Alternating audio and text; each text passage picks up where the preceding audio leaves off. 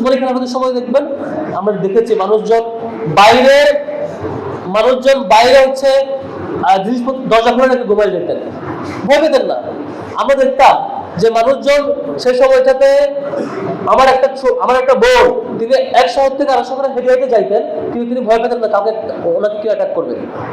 মানুষ যুদ্ধ চলছে, আমাদের যুদ্ধ হয়েছে, পারস্য বিজয়ের সময় সৈনিক সেই যুদ্ধে বিশাল একটা স্বর্ণ মুকুট পেয়েছেন, স্বর্ণের মুকুট। তিনি গিয়ে সেটা রাষ্ট্রপ্রসারে জমা দিচ্ছেন। তখন কোনো ক্যামেরা ছিল না, সেই স্বর্ণের মুকুটটা চুরি করছেন কিনা।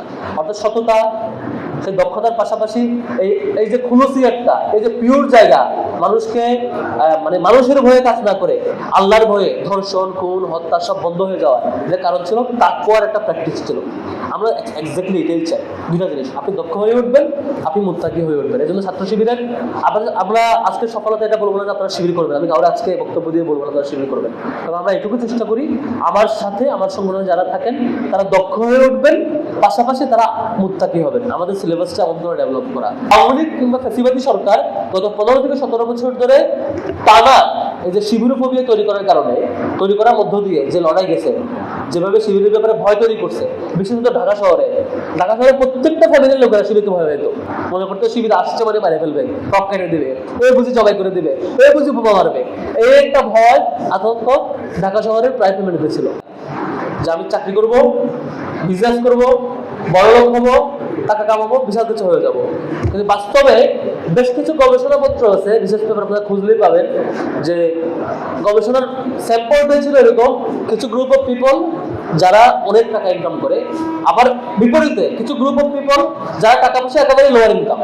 পরে দেখা গেল যে দুই গ্রুপে সুখের খুব বেশি পার্থক্য নেই, যে প্রচুর টাকা ইনকাম করে সেও অসুখী কোনো ক্ষেত্রে, আর যে বেচারা রিক্সাওয়ালা রিক্সা চালায় তিনি একটা কাজ ওই রিক্সার চেয়ারে এপার ওপার থেকে বসিয়ে হাতে ঘুমিয়ে যান, তিনিও মাঝে মাঝে সুখী থাকেন।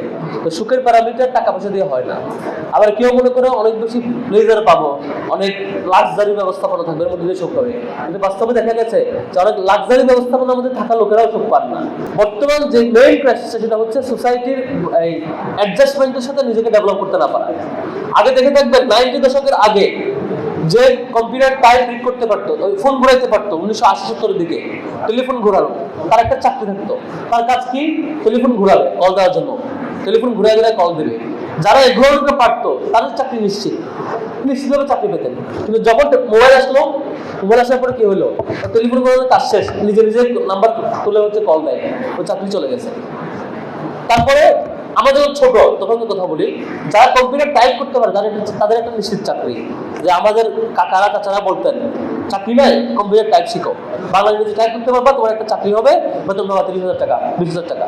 কিন্তু বর্তমান যুগে এসে যে বেচারা বলে যে আমি কম্পিউটার টাইপ পারি, আমার চাকরি দেন, তারা কেউ চাকরি দেবে না। কারণ এখন আপনি ভয়েসে বললে, এআই কে যদি একটা 1 ঘন্টার অডিও দিয়ে দেন, যে এআই ক্লডে দিলেন, জেমিনিতে দিলেন, যেগুলো বর্তমান প্রচলিত তাকে একটা পুরো অডিও দিয়ে দিলেন, যেটা হচ্ছে আমার ক্লাস রেকর্ড, 1 ঘন্টার ক্লাস, তুমি একটু আমাদের লিখে দাও, সে দেখবেন পুরোটা একদম ট্রান্সক্রিপ্ট লিখে দিচ্ছে আপনাকে।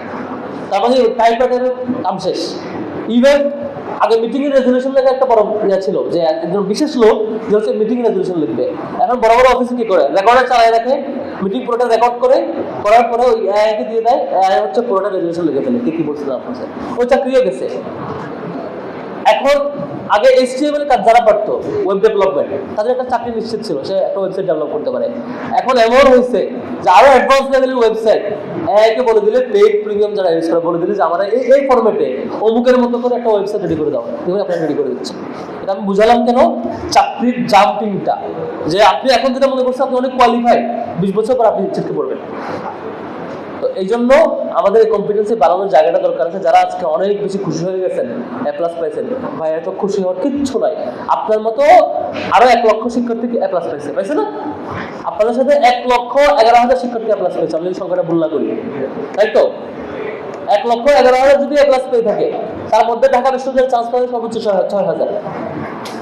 ঢাকা বিশ্ববিদ্যালয়ের চান্স পাবে 6,000, আরো 5-6,000 ধরুন মেডিকেলে, আর 5-6,000 ধরুন বাকি বিশ্ববিদ্যালয়ে, সব মিলিয়ে সর্বোচ্চ 30 থেকে 40,000 শিক্ষার্থী বিভিন্ন বিশ্ববিদ্যালয়গুলোতে চান্স পাবে। UFT ফার্স্টের সাথে ট্রেড করুন যে কোনো জায়গা থেকে, ক্যাম্পাসে ক্লাসের ফাঁকে, ঢাকার জ্যামে বসে কিংবা ঘরে বসে, ট্রেডিং এখন হাতের মুঠোয়। তাই ট্রেড করুন যখন খুশি যেখানে খুশি।